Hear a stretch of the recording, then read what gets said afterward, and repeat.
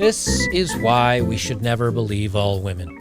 The Also Me campaign that came out and called out Harvey Weinstein, and it called out a lot of producers or men in power that were misusing their power to take advantage of women or force women to keep their jobs, things like that. I think that was good. Like, I'm okay with that. I think there was some good ideas and there was some good reasons for the idea of the movement. But the problem is it's only used when it benefits certain people. In other words, like, for example, here in the United States, when Brett Kavanaugh had who's a conservative, when he had some allegations put forth towards him, women were protesting, they were screaming, oh, he's the worst person ever, we need to believe women, et cetera, et cetera. And then when our president, Biden, had the same kind of allegations called out against him, it was kind of like, let's not talk about this. And so it definitely shows that it comes out in a political vein. Well, I didn't know what to title this, but this is a really great reason why we need to be careful with believing women. And this also shows why I think we're going to see more women misbehaving, because when they do misbehave, there's not enough penalty behind it. Guys will get thrown under the prison if they do something wrong. But in many cases, for the same type of crime, women just get a slap on the wrist. And the problem is that is being a split society, and you cannot maintain a healthy society with rules for me but not for thee, or different types of rules for different types of people. Here's the main story. A former NYPD officer, Valerie Cincinelli, I'm not sure how it's pronounced, Valerie Cincinelli, sentenced to 48 months in a murder for hire plot. So this is a police officer, someone that we're told needs to have standards that are higher than your average citizen, especially when it comes to crime. And she got 48 months for trying to hire someone to end her husband. I'll zoom this up a little bit so you guys can see better.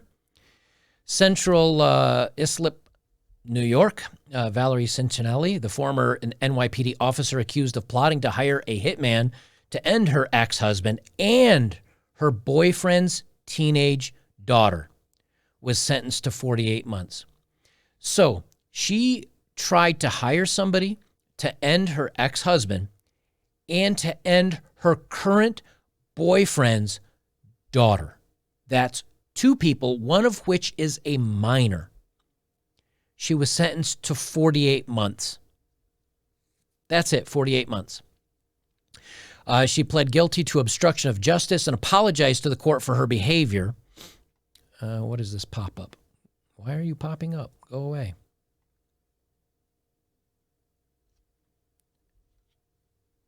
I don't know why this pop-up just popped up. What the hell is this? Go away.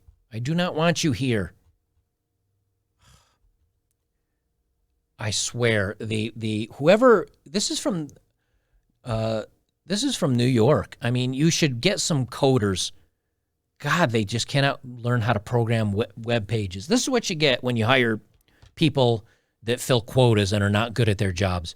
It's literally a video pop-up that will not go away once I scroll so far down the page, because there's no X, there's no close button, there's no nothing on here. Absolutely unbelievable.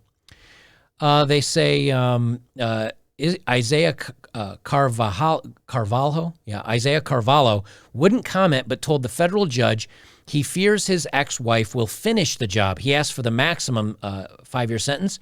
People get angry. I wish you were not here living anymore, and so forth. That's one thing. That's not what went on here. When you start paying money and you wind up basically working something out, and you hire a hitman, he's going to be looking over his shoulder, said Carvalho's attorney, Dennis Lemke. The once decorated top cop broke down in court. She said, "I apologize from the bottom of my heart. I acknowledge I was wrong. I accept responsibility." Okay, I'll give her that much. At least she said, hey, I'm wrong. I accept responsibility. But her Lemke said, I think her tears are because she got caught. I don't think they're because she's truly remorseful. In 2019, Cincinnati was caught plotting with her boyfriend to kill her, to end her ex-husband, to cut him out of her police pension. The scheme included ending her boyfriend's 13-year-old daughter out of sheer jealousy. Wait, so she was plotting with her boyfriend to end her ex, and it included ending her boyfriend's 13-year-old daughter out of sheer jealousy and hatred?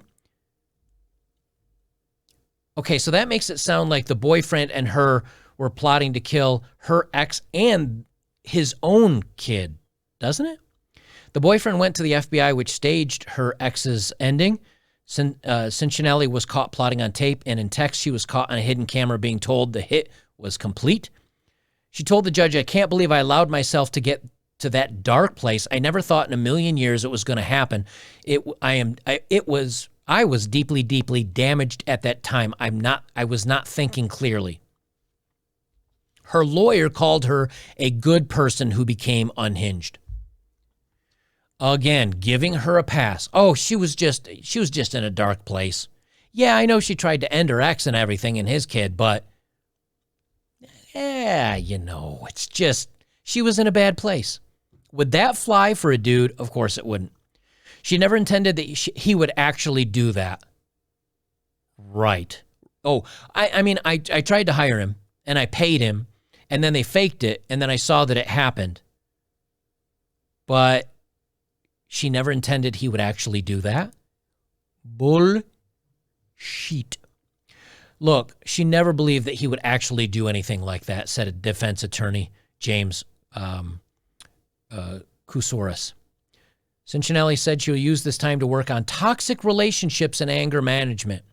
She's already served 30 months with time off for good behavior. She could be home in 6 months. But you notice how she gets very little time for this. And, we're not talking about toxic femininity.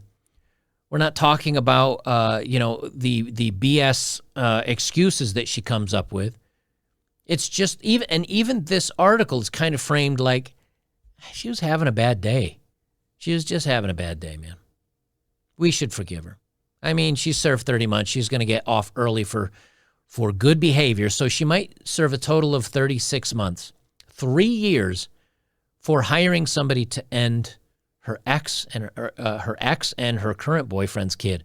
This whole thing, but I want, the reason why I like talking about this stuff is because so many times we're told, oh, men bad, men evil, men do all this, men. Oh, women are sweet and they're not we should believe them. This is a great example of how somebody that's supposed to be upholding the law and being a pillar of the community to protect other people is literally trying to end her current. Until we start throwing the book at people like this, I'm sorry, you're just going to have bigger and bigger problems in society today.